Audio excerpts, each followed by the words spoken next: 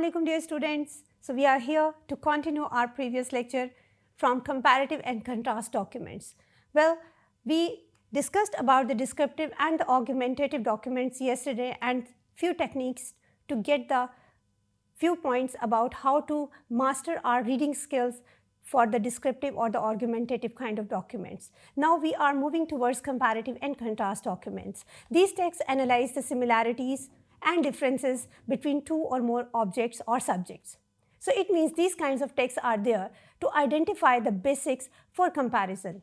It also determines what specific criteria or themes, for example, setting, because we are from literature, so we know what is setting. For example, setting, character, cost are being used to judge the subjects. Now over here, subjects could be the object of our discussion.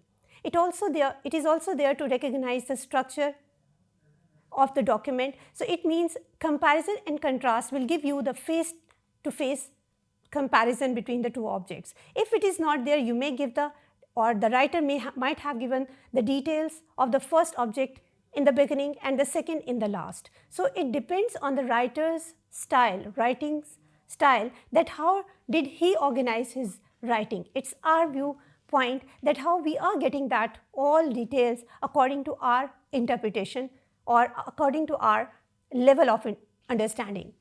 There is another method that we can understand the text through block method. Well, what is this block method? The author discusses all points for subject A first and then all points for subject B. This is what I have just told you, the point A and point B, or the subject A and subject B after than that. If it is not face-to-face comparison between A and B, definitely it would be moving from A to B.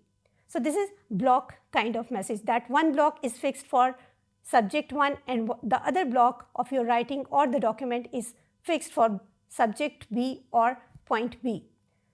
Another one method is point by point method. Well, over here the author alternates between the subject A and B for each individual criterion. And that criterion, for example, comparing the cost of both or two elements against each other. This is what face-to-face method we are saying. So if it is not point to point, it will be block method. If it is not block, what is followed by the writer, it will be in augmentation, definitely point by point or face-to-face interaction or augmentation between the 2 points.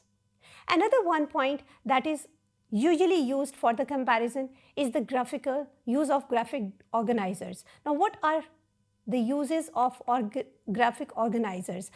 Graphic means the pictures or the pictorial description. So while reading, use a Venn diagram or a comparison chart to visually map out what traits are shared and which are unique for each one point of discussion. These Venn diagrams are not created by the writers. This is what created by the reader.